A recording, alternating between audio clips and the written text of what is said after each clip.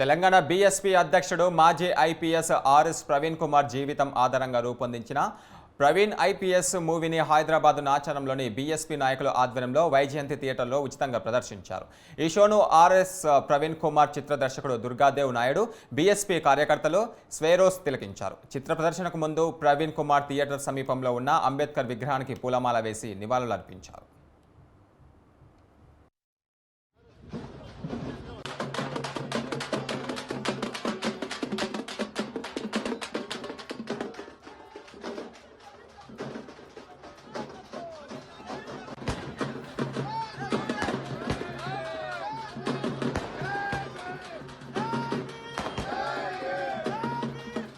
తీసుకుని వెళ్ళాలి అని నిర్ణయించుకున్నాను.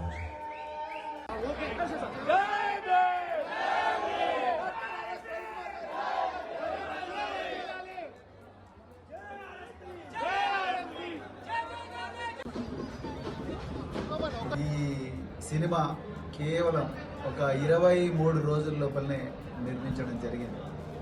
ఇది ఏ ఉద్దేశంతో, ఒక రాజకీయ ఉద్దేశంతో తీసిన సినిమా కాదు.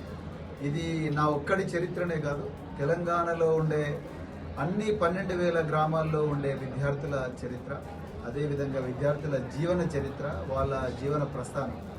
తెలంగాణలో మరి ఆ రోజుల్లో మరి 1970, 80, 90 సంవత్సరాల్లో ఘోరంగా ఉన్న వివక్ష, ఆ వివక్షను దాటుకొని మరి ఒక కుటుంబం వాళ్ళ పిల్లల్ని ఎట్లా పెంచింది, ఆ పిల్లలను గ్రామీణ ప్రాంతాల నుండి బాగా చదివించి అక్కడి నుండి పట్టణ ప్రాంతాలకు, నగరాలకు ఎట్లా పంపించింది, నగరాల్లో మరి యూనివర్సిటీలో ఆ రోజుల్లో వివక్ష ఏ విధంగా ఉండేది, గుండాయిజం ఏ విధంగా ఉండేది, అవన్నీ తట్టుకొని మరి డాక్టర్ బిఆర్ అంబేద్కర్ గారిని స్ఫూర్తిగా తీసుకొని ఆనాడు మరి నాలాంటి విద్యార్థులు ఎంతోమంది చదివారు. అందులో ఒకనిగా నేను ఐపీఎస్ అయ్యాను.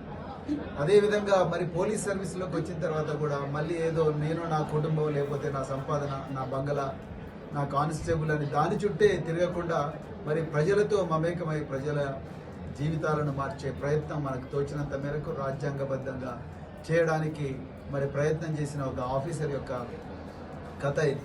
ఈ సినిమా కేవలం ఒక 23 రోజుల లోపలనే నిర్మించడం జరిగింది. ఇది ఏ ఉద్దేశంతో, ఒక రాజకీయ ఉద్దేశంతో తీసిన సినిమా కాదు.